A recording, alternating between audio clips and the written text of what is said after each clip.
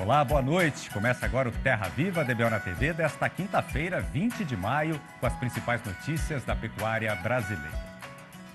E todo ano, quando o tempo esfria e o pasto seca, a grande luta do pecuarista brasileiro é continuar alimentando o gado de acordo com as suas exigências nutricionais, para evitar perda de peso ou queda na produção de leite. E nestas horas, quase sempre a silagem é a melhor solução. E uma das boas alternativas para garantir um bom rendimento é usar o material pré-secado. E quem tem mais informações sobre este assunto é o nosso editor Sidney Maschio, que já está pronto e preparado para entrar aqui na nossa prosa. Boa noite, Sidney. Seja muito bem-vindo ao rancho. Obrigado, Vinícius. Boa noite para todo mundo. A comitiva viajadeira do Terra Viva DBO na TV chegou na fazenda da Figueira com a tarde morredeira e, estando já preparada para pegar na lida a partadeira de boiada logo de madrugada, está chamando agora a companheirada para fazer uma reunião organizadeira da função que já está pronta para ser começada. Pois é, o fazendeiro brasileiro já está perfeitamente saberizado de que na pecuária moderna, seja no corte ou no leite, fazer silagem é uma condição fundamental para manter o gado bem alimentado no período da estiagem. E nessa empreitada, muita gente está vendo grande vantagem no uso do material pré-secado. Pois então, para adquirir informação de qualidade a respeito do jeito certo de usar essa tecnologia, a gente convidou para a nossa entrevista do dia o zootecnista João Ricardo Alves Pereira, professor da Universidade Estadual de Ponta Grossa, que vai participar do programa Interneticamente, falando ao vivo diretamente desta grande cidade do estado do Paraná. Muito boa noite, professor João Ricardo. É uma grande satisfação ter a sua presença virtual aqui no nosso rancho eletrônico. Seja muito bem-vindo. Boa noite, Sidney. Eu que agradeço o convite, o prazer é meu em participar de um programa tão conhecido como o de vocês. Muito obrigado. Ô, João Ricardo, para quem não conhece direito ainda, o que vem a ser a silagem pré-secada? O Sidney, para ficar mais fácil o entendimento, ele é um processo parecido com a produção de feno. Só que o feno a gente leva esse material até que ele tenha em torno de 12, 13% de umidade e ele se conserva por estar na forma seca. A silagem pré-secada seria eu antecipar esse processo. Então, quando eu tiver por volta de 45, 50% de umidade, esse material vai ser recolhido, vai ser repicado e eu vou colocar num ambiente anaeróbio. Aí ele já seria um processo parecido com a silagem de milho, né? E nesse caso ele vai se conservar por fermentação. Então ele é uma etapa parecida com o feno e a conservação parecida com a silagem de milho, que é o que a gente está mais acostumado aí. Ô, João Ricardo, e qual é a principal vantagem em relação àquele sistema tradicional de fazer silagem usado aí na maioria das propriedades que usam esse tipo de tecnologia? Quando a gente faz o corte direto do capim, né, então o produtor vai lá e corta a pastagem direto, uma área própria de produção, um excedente de forragem na pastagem, e a gente fala de corte direto e ele ensila, já faz a silagem direto desse produto. Por ele recolher uma forragem com maior teor de umidade, a conservação é mais difícil. Então, uma parte ele acaba perdendo em qualidade dessa forragem. Por exemplo, a degradação da proteína, ela fica mais intensa. Eu tenho um ambiente mais favorável ali, em função dessa maior umidade, para o desenvolvimento de alguns micro-organismos, eu acabo perdendo a qualidade. Esses micro-organismos acabam deteriorando parte dessa proteína aí. E na silagem pré-secada, quando eu reduzo esse teor de umidade, né, deixando essa forragem no campo, eu vou favorecer esse processo de fermentação. Então, eu vou ter uma fermentação de melhor qualidade, podemos chamar assim, preservando mais a qualidade da minha forragem. E quais são as culturas que podem ser usadas para fazer silagem pré-secada, João Ricardo? Essa tecnologia no sul do Brasil, ela é bem comum para as forragens de inverno, né? Então, as mais comuns que a gente conhece aí são as aveias, né? Preta, principalmente, o azevém. Aí, se nós formos subindo um pouco no Brasil aí, a mais comum de ser usada são os Synodons, né? Que seriam os Tifton, Coast Cross, o próprio Gigs. E hoje nós já teríamos tecnologia aí para para a produção de silagem pré-secada das braquiárias e até mesmo dos pânicos aí, né? A bombaça exige um maquinário um pouquinho diferente, né? No caso dos pânicos aí, mas nós já temos essa tecnologia. Mas os mais comuns são as forragens de inverno e os sínodos aí. Agora, existem aditivos especiais para fazer esse tipo de silagem, João Ricardo? Existe. Como é um processo de fermentação, né, então nós temos que cuidar de todas as etapas do processo de fermentação. Então, ele começa desde a área. Então, se eu pego, por exemplo, uma área para colher essa forragem, uma área que tem uma boa produtividade, obviamente eu estou colhendo uma forragem de melhor qualidade. Então, o processo de fermentação ele já vai ser facilitado por eu estar colhendo uma forragem de melhor qualidade. Cuidando as etapas, né, que chama de processo de ensilagem, o corte, repicar, compactar. E aí os aditivos, os mais recomendados, né, que são mais acessíveis no nosso mercado hoje, são os aditivos microbianos. Os produtores conhecem aí mais comumente como os inoculantes, né? Então, a atenção que a gente tem é que existem inoculantes, aditivos adequados, específicos para esse tipo de produto, né, para favorecer esse processo de fermentação aí. Então, os mais comuns são os aditivos microbianos aí. Agora, a montagem e fechamento do silo é parecido com aquele sistema convencional usado aí na maioria das fazendas que fazem silagem? Exato. Nós temos dois produtos, Sidney. Nós temos, por exemplo, para fazer no de superfície, né, ou no trincheira, que é o que a gente conhece aí mais na silagem de milho, por exemplo. Então, seriam essas duas formas, né? Então, o silo de superfície ou o silo trincheira. E nós já temos uma tecnologia eu diria assim, cresce numa velocidade bastante rápida, que seriam os silos fardos. É aquele que é o fardo de feno redondo, né? E que depois ele é plastificado. Então, na verdade, não seria feno. Então, seria essa forragem, como eu disse lá, com 40%, 50% de umidade, feito na enfardadora, daqueles fardos redondos, e depois tem uma máquina que vai revestir ela com filme. Aí passa a ser um ambiente anaeróbio e é onde vai se desenvolver o processo de fermentação. Então, nós temos essas duas opções de tecnologia. Qual é a vantagem de fazer esse fardo aí que depois o pessoal embrulha como você está falando aí, embrulha aí com plástico especial? Ele viabilizou a comercialização de forragem. Então, por exemplo, já tem hoje fazendas, empresas que são especializadas nisso aí. Então, por exemplo, um produtor, vou te dar dois exemplos, no leite. O principal volumoso da dieta é a silagem de milho, só que o nutricionista precisa ter uma segunda forragem, que seria a mais comum é o feno e a silagem pré-secada. Então, a fazenda pode comprar na quantidade, escolher a qualidade que ela deseja e receber isso na fazenda. Então, a silagem nesse fardo, né, nessa forma aí, ela facilitou a comercialização. As perdas são bem menores, né? Então, por exemplo, praticamente ele abre um fardo desse e as perdas são muito pequenas, né? Aí, no caso do gado corte que a gente tem trabalhado, seria uma suplementação campo. Então, ele coloca essa quantidade, geralmente são de 4 quilos ali, e os animais vão consumir praticamente, mas não vai ter perdas aí. Tá certo. Quero agradecer muito a sua participação no programa. A gente faz o ano inteiro só falando de silagem pré-secada, né? Mas você sabe que o nosso tempo é curtinho aqui. Eu queria, então, agradecer a sua participação, mandar um abração para você, um abração para o pessoal da universidade e para toda a turma boa do Paraná. Obrigado, viu, João? Até uma próxima vez. Eu agradeço aí a oportunidade, grande abraço e parabéns pelo sucesso do programa aí. Muito obrigado. E a gente volta agora para os nossos estúdios no bairro do Morumbi, aqui na capital de São Paulo, com o companheiro Vinícius Marra. Obrigado, Sidney. Daqui a pouco você volta também com mais informações. Vamos agora para o nosso primeiro intervalo. Na volta, você vai ver um levantamento que aponta que o número de bovinos confinados no Brasil este ano deve ser menor do que em 2020. A gente volta em instantes. E estamos de volta com Terra Viva DBO na TV. E um levantamento feito pela Stonex aponta que o confinamento de bovinos no Brasil este ano deve ser menor do que em 2020.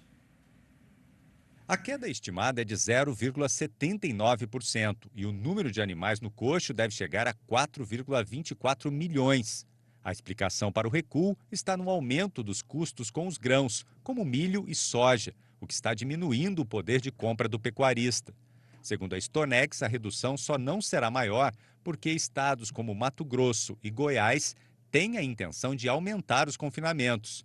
Essas regiões já possuem grandes estruturas para a atividade e as matérias-primas são mais abundantes.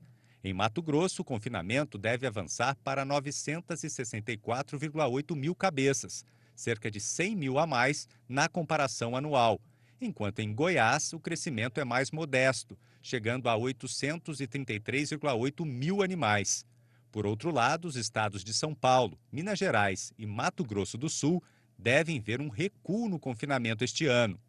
A consultoria afirma ainda que o país deve registrar média de 50% da capacidade estática dos confinamentos, com a maior utilização ficando para o segundo giro, indicando uma maior oferta vinda da pecuária intensiva no segundo semestre.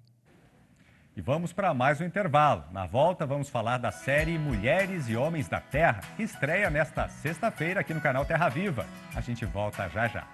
Estamos de volta com o Terra Viva DBO na TV. E nesta sexta-feira, às 10 da manhã, estreia aqui no canal Terra Viva a série Mulheres e Homens da Terra, um documentário que conta a história de produtores e produtoras rurais do Vale do Araguaia, em Mato Grosso, as suas relações com o trabalho, a natureza e a preservação do meio ambiente.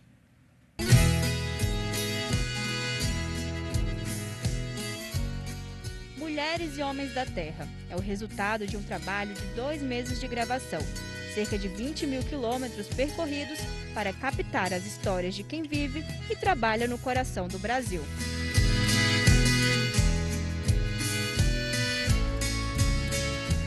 O interessante é ver, né, o como é rico, né, a questão da biodiversidade, dos animais, as florestas, os rios.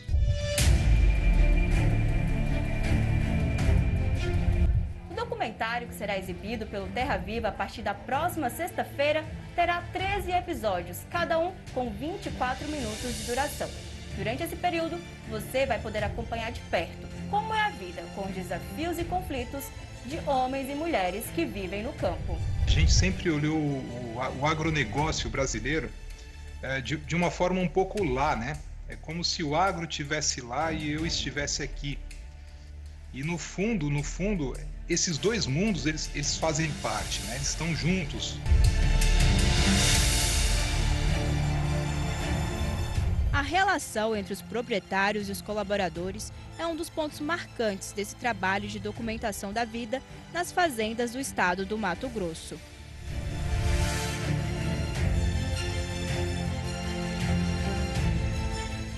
Querendo contar a realidade dessas pessoas que trabalham aí no estado de Mato Grosso, lidando com produção, a parte financeira, né, o tripé da sustentabilidade econômica, social, ambiental.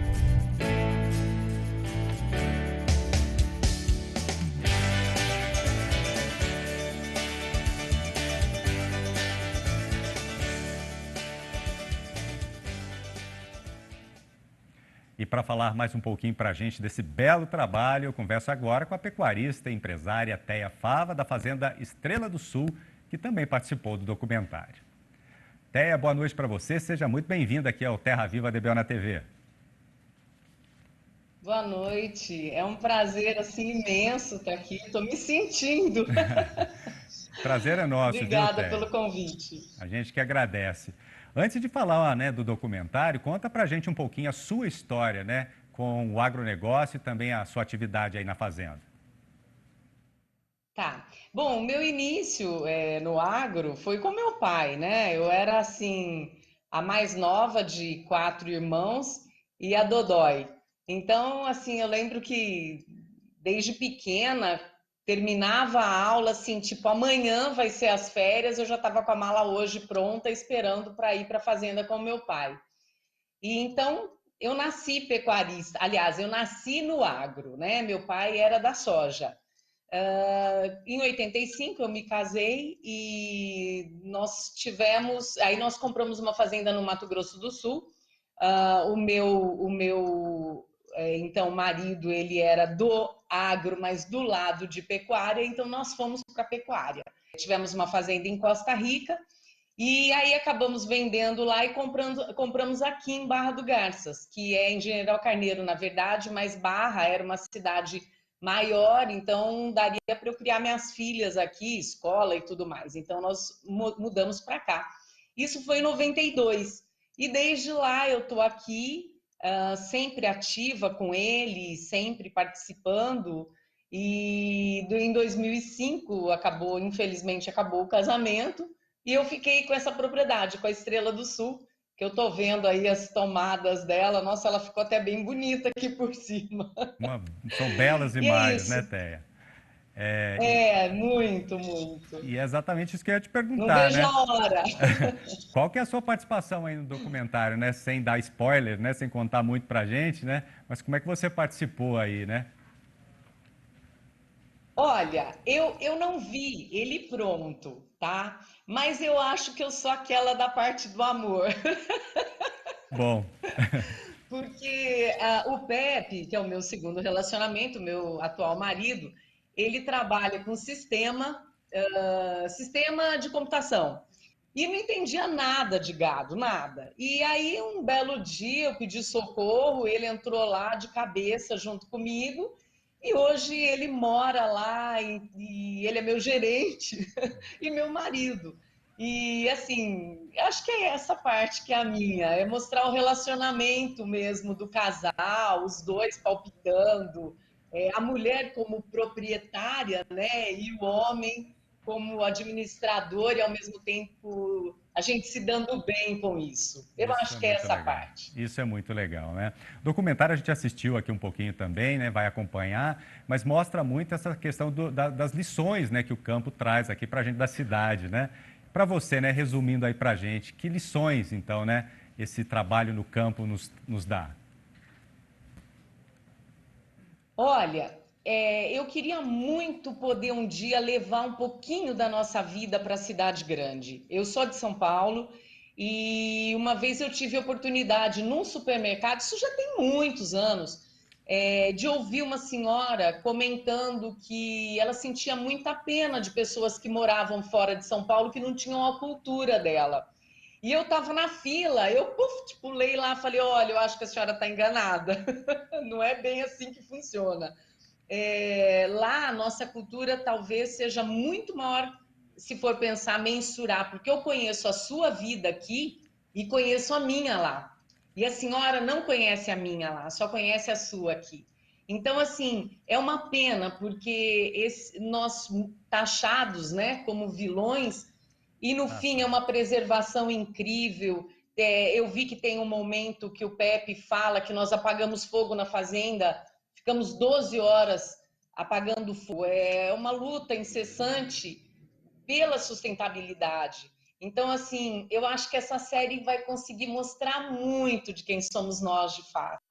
E eu espero que a gente consiga trazer a cidade pro campo também, para assistir, para ver, para participar. Acho que é isso. Teia, é isso mesmo. Muito obrigado, viu, pela sua participação hoje aqui com a gente. Parabéns pelo trabalho de vocês aí no campo. Nós todos aqui vamos acompanhar aí esse especial Mulheres e Homens da Terra. Muito obrigado, viu, pela participação hoje. Eu que agradeço a oportunidade enorme de estar aqui com vocês e de ver minha história contada. Eu estou curiosíssima, pode ter certeza, a curiosidade está enorme. Tá certo. Muito obrigado mais uma vez, uma boa noite. Boa noite. E vamos para mais um intervalo. Já voltamos com as cotações do dia e também a análise do nosso editor Sidney Maschio sobre o mercado do boi gordo. A gente volta já já. Estamos de volta com Terra Viva DBO na TV. E eu volto a chamar o editor Sidney Maschio, que traz agora o fechamento do mercado do boi gordo nesta quinta-feira em todo o país. Sidney, é com você. Obrigado, Vinícius. E a novidade que tem para ser contada é que aquela possibilidade de febre paradeira que foi falada aqui nesses últimos dias, agora já é uma realidade na nossa Praça Boiadeira, que ficou praticamente vazia nesta quinta-feira. O caso que está sendo passado é que no frigorífico a câmara fria está quase cheia e o dono está sossegado, né? Porque não está faltando mercadoria no trecho e o comprador de gado continua trabalhando com facão derriçador de preço na mão e ainda bem afiado, né? O problema é que o negócio está começando a ficar bastante complicado no lado da demanda. Primeiro porque o salário do trabalhador brasileiro não alcança o fim do mês e, nesse ponto do calendário, o povo já está sendo obrigado a se virar praticamente só com arroz, feijão e ovo. Já a respeito da exportação, a situação continua sendo de preocupação por conta aí da redução dos embarques agora em maio, que está sendo provocado por uma conjuminação de encrencas, como, por exemplo, a questão cambial, com a queda do dólar em relação ao real e também o forte aumento acontecido no preço da nossa carne no mercado internacional. Mas, para servir de consolação, a gente faz aqui a recordação de que a comparação entre os resultados de agora com os deste mesmo período do ano passado fica prejudicada. Isso porque, em maio de 2020, a China estava retomando as suas importações de carne bovina e, por conta disso, aquele mês acabou sendo um dos melhores da história do nosso setor exportador. Mas o companheiro boiadeiro repare bem e preste muita atenção no balanço do dia da Scott Consultoria, que teve mudanças nas cotações só em 4 das 32 regiões pesquisadas no Brasil inteiro, sendo que todas foram para a vaca, e ainda com o registro de 3 altas e só uma única e solitária queda. Pois então eu passo logo a vez de falar para o companheiro apresentador e jornalista Vinícius Marra, que vai dar sabedência dessa lista para a ciência e para as futuras providências dos amigos e das amigas pecuaristas. Acompanhe. Nossa curta lista começa com as altas desta quinta-feira e seguimos para Mato Grosso. No norte do estado, a fêmea saltou para R$ 287,50, negociada no prazo de 30 dias e já descontada a parte do fundo rural. Arribada para a vaca também no sudoeste mato-grossense, R$ 285,50. Mesmo valor para a fêmea na capital Cuiabá, R$ 285,50. A única queda do dia ocorreu em Paragominas, no Pará. A vaca escorregou para R$ 281,50. Barretos e Araçatuba, aqui no estado de São Paulo, tiveram estabilidade nos preços. O boi está sendo vendido a R$ 301,50 nas duas praças. Tá certo, então, e já estamos chegando na hora de arrematar a função com a recitação do nosso versinho caipira do dia, que nesta semana está tendo como mote, como inspiração, o tema boiada e boiadeiro. Então, vai ouvindo. Vindo do sertão, de longe se via o poeirão que a boiada levantava na estrada e quase turvava o dia. Nisso eu avistei um mestiço desgarrado no cerrado e um peão que fazia a perseguição, quando sua montaria tropeçou e, enredado no próprio laço, pelo chão ele ia arrastado. Trisquei a espora no alazão tostado, emparelhei com o macho revoltoso, puxei a rédea e, sem precisar usar de valentia, livrei o amigo do perigo e evitei uma tragédia. É isso mesmo, né, gente? Tem boiadeiro bom nesse sertão e tem outros que contam vantagem, né? Vai saber, né? Mas, enfim, eu vou ficando por aqui, deixando um grande abraço para todo mundo, fazendo a recomendação para que todos se cuidem, tomem muito cuidado, que a pandemia da Covid ainda é uma situação muito grave para todos nós. E eu devolvo, então, a vez de falar para o meu companheiro apresentador e jornalista, Vinícius Marra. Tá certo, Sidney. Muito obrigado, boa noite para você e até amanhã. O DBO de hoje fica por aqui. Obrigado pela sua companhia. Nós voltamos amanhã.